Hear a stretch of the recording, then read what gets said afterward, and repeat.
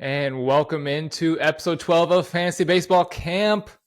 We've got the whole camp here, even some people on location. Wesley, how you doing? Man, I'm doing great. I'm in the lovely confines of St. Croix in the U.S. Virgin Islands for a wedding. Jelly? So couldn't be Oh, better, not honestly. a little less jelly, but still jelly. Yeah, That's pretty cool, but it's nice out there. Will, what's going on, man? it's beautiful. I'm doing good. Coming to you from the island of Harvest, Alabama. The weather here is nice. Probably not as nice as St. Croix, but I'm doing good. We'll be in Atlanta next weekend for Braves Mariners, so looking forward to that. Let's go. Tommy, sir, I see you're on location in Harvest, Alabama as well. Yeah, I share the same island of Harvest, Alabama. It is a disgusting rainy day here, and no better day to sit inside, record a podcast, and talk about baseball. That's awesome. Yeah, it's gonna be raining, I think, all weekend. At least I saw that the Cubs have a night game for Friday night, so that guarantees they don't play till 7, so that's night baseball for anybody, including especially Cubs fans.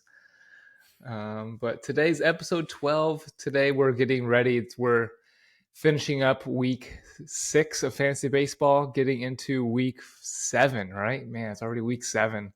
So we're here to talk about the waiver wire players to add, players not to add, players to help you for week 7. Will, you got who you thinking? Who you eyeing for a good week 7 pickup? Yeah, I was looking at Nick Pratto from the Royals. He was a guy that was a top prospect for the Royals last year, but struggled when he got called up, kind of got overshadowed by Vinny P, so they sent him back down. But since he's been called up, he's hitting 347, 2 bombs, 12 RBIs, and just 15 games played. So he's going back-to-back 20-plus point weeks with 21 and 22 points. So it seems like he's coming back hot, maybe figure some things out. He's one I'm eyeing. If you're needing some power, another bat, first base, or utility, I'd give him an eye right now. Where all is he eligible if he was first baseman, but Vinny P is over at first base? Where's Pratto eligible? True. He has outfield. He just gained outfield eligibility, I think, yesterday. That's where he's been seeing most of his time. So they sent him back down. Like you said, he was first baseman too. So they gave him some outfield reps, trying to get his bat in, basically, is what they're doing. So they've been putting him in the outfield. So he's already gained that eligibility, I think, in just the past week. So I see since he's been called up, if you need it. Like you said, since he's been called up, he's slugging 625. And he has the pedigree for that in the minor leagues. It's not like this is some luck that he has coming up. Of course, you gotta wait for pitchers to adjust against him. But hey, fantasy baseball all about riding what's hot. Yep. So he saw a good bit of time last year, just struggled. So that's I mean, he's on the Royals. The Royals really have some sticks. A couple of sticks, so he could have a little bit of protection. I'm not saying that the Royals are good. Do not take and put words in my mouth there for what I'm saying. But the Royals have a couple of bats. Bobby Witt. I'm okay with Royals hitters. I just don't care for the pitching because they're not going to win games. It's really too bad because I think that Brady Singer is a guy they had. They had a couple of guys that just didn't work out. Top draft picks. Don't the Royals lead all of baseball in May in home runs or really close to it? Like the offense just surged out of nowhere. Yeah, Something I think like that. Sal Perez has hit a few, Prado's hit a few, and I think Bobby Witt's hit one or two. And Vinny P's finally producing. Yeah. Yeah, their lineup or rotation sucks, but other than that, they're doing better on offense. And their offense is kind of interesting. It's a young core of players that are all real talented, and you got like the Sal Perez kind of captain. They could be interesting. They just need better pitching all across the board. They're kind of like the Angels have always been. They've always had an offense, but never can figure out pitching. They always sign the biggest pitcher, and it just never works out for them. I mean, the Royals rotation 25. Yeah, the Angels drafting nothing but pitching. Maybe they'll finally work out. 2021. The Royals rotation is Greinke, Jordan Lyles, Brad Keller, Brady Singer, Chris Pubic, and Daniel Lynch. But those last two are both hurt. Well, But yeah, That's gross. the offense That not awful. that is the worst rotation in baseball, and then that includes the Oakland A's. Yeah, that's sorry to all Royals fans. You had a great 2014, 2015. Maybe they can figure something out on the rotation side because the offense is coming along. So, all right, well, let's move off of the Royals maybe. And Wes, player to add for this week, week 7. Yeah, my player that's going to be Dean Kramer for the Royals. So, Another and his Royals guy. last two. Did you say Royals or Sorry, Orioles? I said Royals. Orioles. I think I did say Royals, but Dean Kramer's with the Orioles. So his last 2 starts, 12 innings pitched, 10 hits, 1 earned run, 4 walks, 7 Ks. His fastball's been 95, 96 the last few starts. That's kind of interesting. I think he was sitting like 92, 93, touching 94 last year. So maybe a little bit of increased velocity there. The reason I'm picking him up is because those 2 starts came against 2 of the top 5 offenses in baseball. The first start was against the Braves. The second one was against the Tampa Bay Rays. So Oof. really interested in Kramer. I mean, he gave up 1 earned run to those 2 teams. I mean, that's impressive. He's not going to be a guy that's striking out a lot.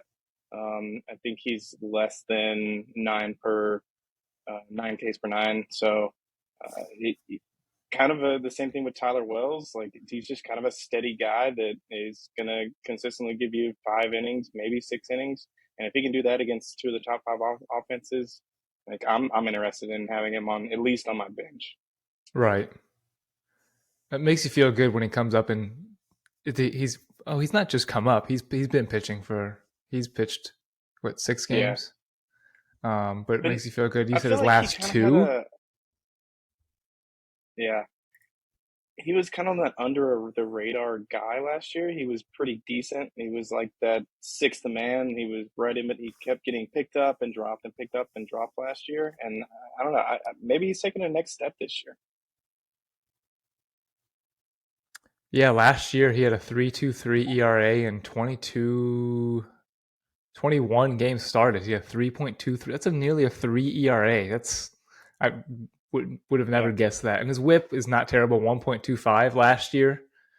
Not a major strikeout guy, but man, when you're just desperate for quality starts right now, I think pitchers yep. trying to figure out the pitch clock, the baseballs, because you never know what uh, Clown Fred has done with the baseballs this month.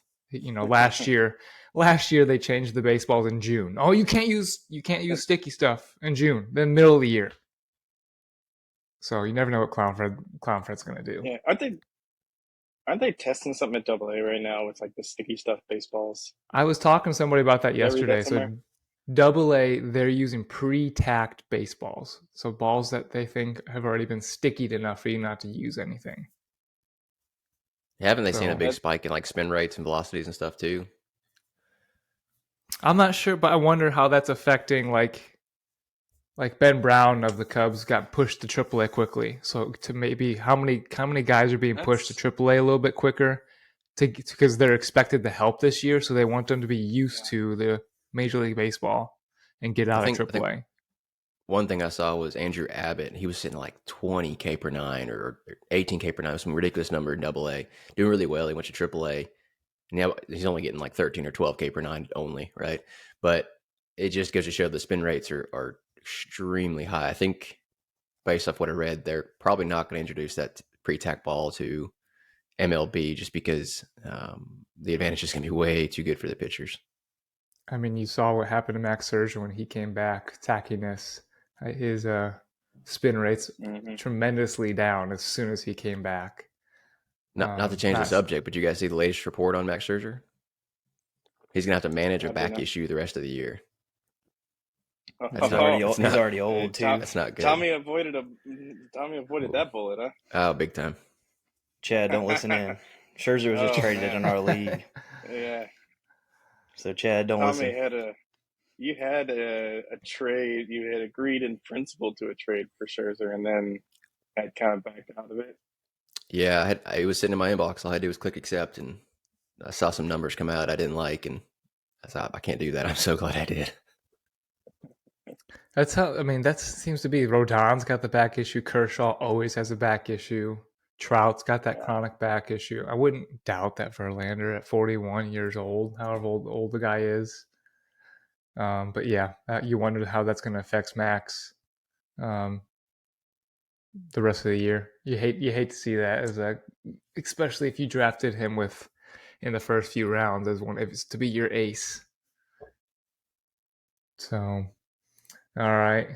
So Wes, that was Dean Kramer of the Orioles. So if you're looking for quality starts, the guy last two games shoved it against got wins or at least quality starts against the top two offenses in baseball.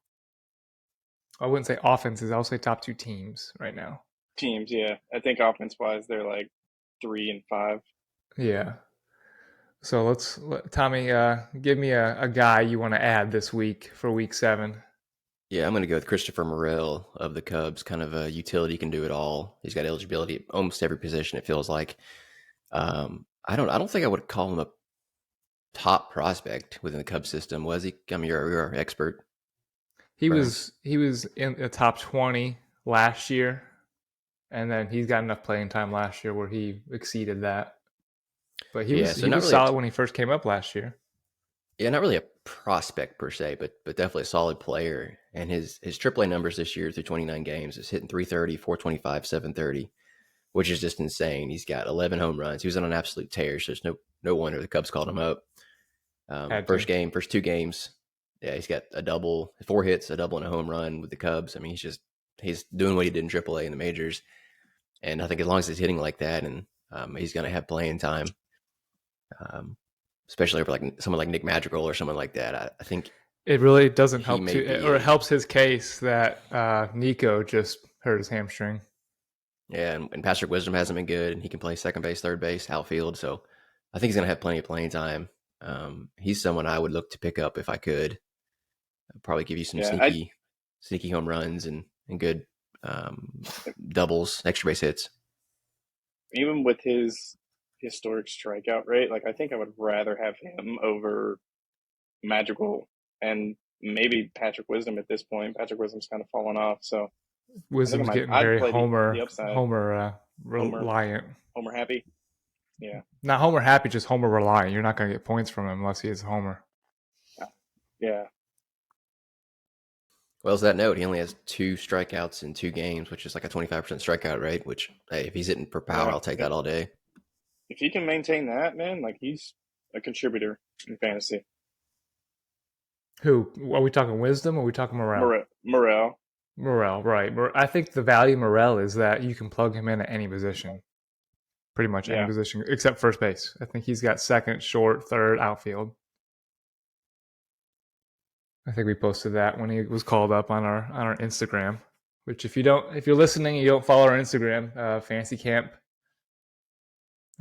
Baseball Camp is our handle, which we post most of our graphics, and then Fantasy Camp Pod on Twitter.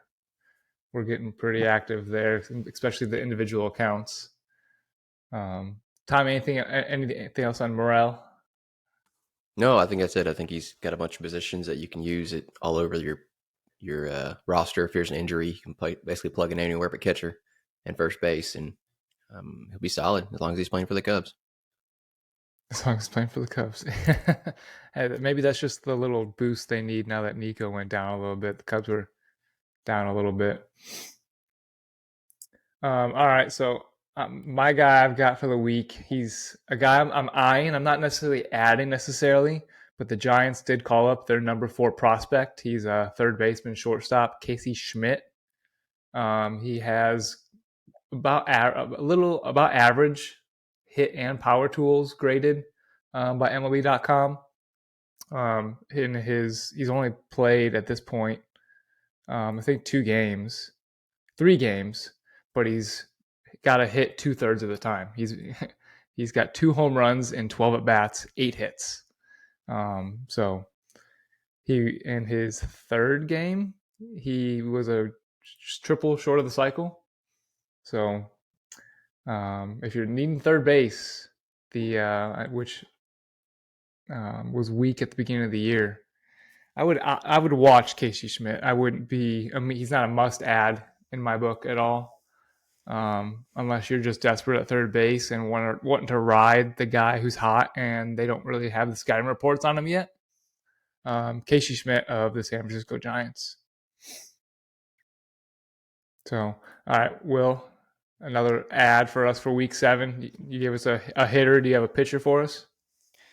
Yeah, and like we've talked about with pitching being so thin, like it's just the landscape doesn't look good. I put I think it's Dane Dunning from the Rangers. They said he's gonna get a spot in the rotation until DeGrom comes back. So who knows when that's gonna be? That could be a couple weeks, could be whole season. You never know with DeGrom, but he's 3-0 with 2 quality starts so far, 1.7 ERA. So he's pitching well. He's done 13 points and 21 points in the last 2 weeks. He's not going to be a 25-plus point guy, I don't think. At this point, you're just hoping for, a quality start, like we mentioned before, someone to go get maybe 15 to 20 points at best for you, as a waiver option. But I saw his ads were increasing across the leagues, and he's got a rotation spot for now, so can't hurt to throw a flyer if you're desperate. Yeah, he's always been there for the Rangers as a guy. I mean, he was a prospect for the White Sox. I don't know. I have to forget the trade. Does anybody know the trade that he went over for in Texas? Was Elvis Andrus, I think. And the Rangers Dunning's are a good team too, so he's got that run support behind him. They could be arguably one of a top 5 offense. Starts. Yeah, Texas, I think right now Texas is the number 1 offense right now. Okay, there it is, right there. Texas. Baseball, man.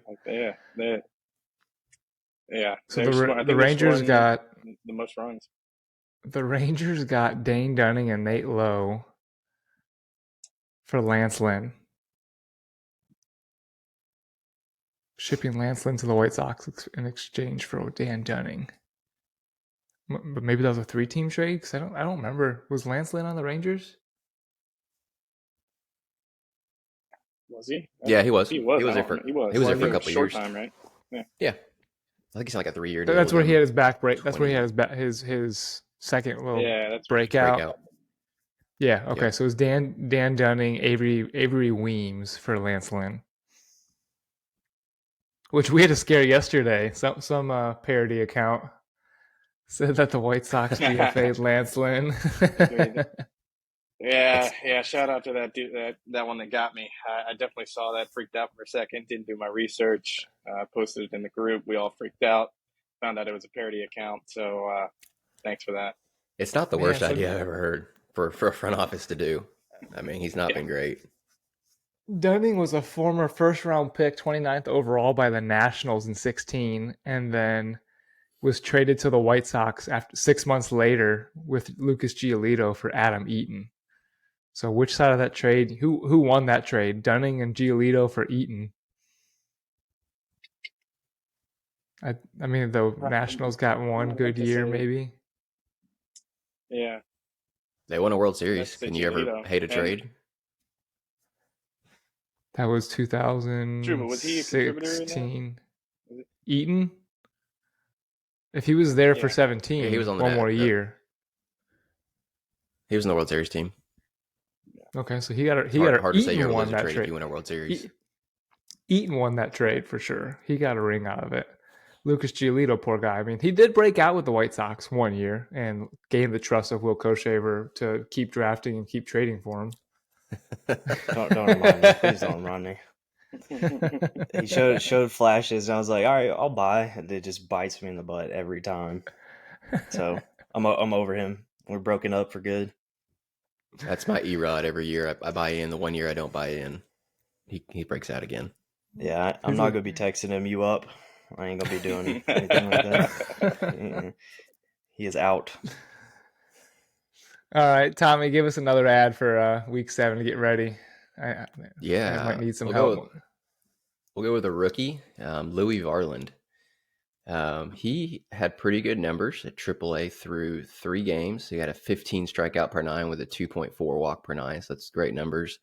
ERA was 4.2. That can be inflated. Not too worried about that in a whip of 1.2. Then he got called up by Minnesota. And what he's done since coming to Minnesota has been just fantastic. Still carrying about a 4.3 ERA, which is, right below league average, but a 20. Yeah. 20 strikeouts and 16 innings and a 1.38 whip. Not great, but I think he's got pretty good pedigree to at least be viable for a starting pitcher. His strikeout percentage is 77 percentile, and his walk is 63%. So well above league average. In today's landscape, trying to find anybody who can limit walks and throw strikeouts is hard to do. He has been giving up a lot of hard contact. He's in the bottom percentiles for batting average and slugging, but I think that's also based on the matchups you're facing and the hitters. Obviously, if you're facing the A's, you're probably not going to give up a lot of hard contact. You're facing the Braves, your ERA is going to get inflated. I don't know who he's matched up against, but the strikeout to walk ratio is what encourages me and think he can be a viable starting pitcher for your fantasy team. Yeah. Again, where everyone's always looking for starting pitching. You always think you have enough starting pitching, and you don't. You never do. So it's always good to have starting pitching help and starting pitching guys to watch. So, all right, Wes, another guy either to add or to avoid. Yeah, I'm going to give you a guy to add, and I'm going to preface this with saying I have a love-hate relationship with this guy because I tried him, I picked him up, he broke out, dropped him. It's been back and forth, but Lourdes Gurriel Jr., since the calendar has turned to May, he has been on fire. He's hitting 423 right now in the month of May, 4 home runs, 10 runs scored, 6 RBIs. He's walked more than he's struck out, 7 walks, 6 strikeouts, 5 singles, 2 doubles. I mean, since it's turned to He May, won Player of the Week. and and I think he's currently owned in 69% of CBS leagues. So if he's available in your league and you're looking for a streamer, I think Lourdes Gurriel is definitely a guy to pick up for next week. He's just on fire right now. Yeah, I still laugh. Lourdes Gurriel he was with the Blue Jays. They traded for Dalton Varsho, and he tweeted out, "Let's go! Who do we get? Who we sending?" And he was part of that package. he was the guy. Yeah. Yeah. I feel like we've been waiting for him to reach his potential for the last 3 or 4 years, and it's you saw flashes of it, but he just never got there. So I'm saying that I don't think he's breaking out. I'm saying he's on a hot streak, and you can play the hot streak. Right. That you have to. It's kind of easier to buy into hot streaks of hitters because they you see that they're not just going to pitch one game where where a guy might get called up and something and face the A's in his first thing, and you might be like, yeah, this is awesome. I can't believe I found my secret weapon, and then he goes and pitches against the Rays and gets blown up, or the Rangers. Yeah, exactly. So, all right, I'm not going to give a player to add. I'm going to give a player to avoid, and don't buy into it. But that's Marcell Ozuna. Don't buy into it. The guy has been getting home runs lately. Don't buy into it. I don't think he plays. I don't think he's going to play every day here upcoming, especially with his average. I see notes here that he has started each of the last 7 contests. It's because he got 3 home runs in 6 games. Don't buy into it. He's batting 151 on the year, 22 strikeouts. Just don't do it. Avoid it. The guy will hit you a home run. You'll get 7 points for the week, and then you'll get -2 the rest of the week from 4 strikeouts. So, the Atlanta offense. You see Atlanta player. You see that Ozuna, has a history of doing all right, but yeah, ever since that 2020 season where he nearly won MVP, he has not been the same. So, all right. Any other last pulled over? Ever since he got, I'm Ozuna from the Braves. So, all right. Any other maybe some more must adds or must avoids for the week, guys? We each got one in there. I'm gonna give you a hot take. I am benching Julio in every league that I have him in right now. Which Julio? Julio Teheran? Julio yeah, Rodriguez. I agree. Julio Rodriguez. benching him in every league right now. I hope nobody has Julio Tehran.